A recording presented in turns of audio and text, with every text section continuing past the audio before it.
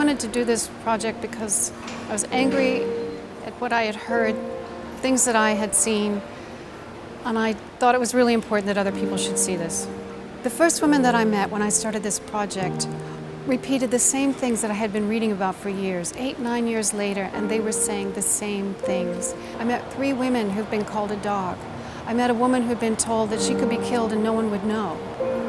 I met women who had suffered such staggering abuse. I met a woman who came home in a wheelchair. She had to wheel herself to walk because they were too poor to afford medical treatment. I met a woman who was blind. She'd been made blind because she was hit with a metal pipe.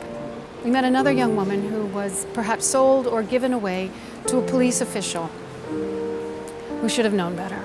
She has no idea how old she was. Couldn't have been much older than the child she was given to take care of.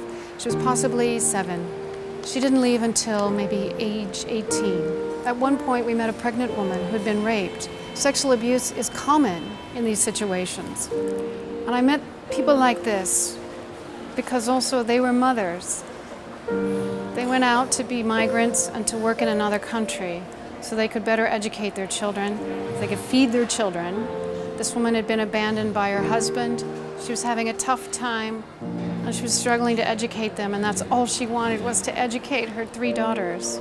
And while she was abroad, the family tried to force her into a family-run brothel. And she fought back, and they fought her, and they beat her, and they beat her. Worse, this woman's been abandoned by her family.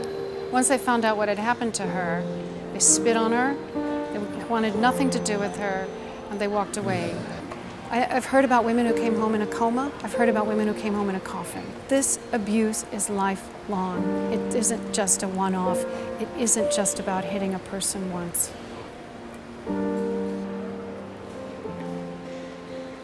The first step, I think, for change is that these domestic work has to be recognized as work. They need to be treated like human beings. And right now, they're not being treated like human beings. They're being treated like property. They're being treated like barnyard animals, or worse. I think Convention 189 is the beginning of huge change that has to come. Governments need to say to their societies that this kind of behavior and what is going on in the privacy of homes is unacceptable. They need to send a signal. How are they going to do that? It begins by ratifying the convention, and from that flows changes in laws, changes in procedures, and maybe somewhere down the road, changes in attitudes and the way society behaves toward other human beings.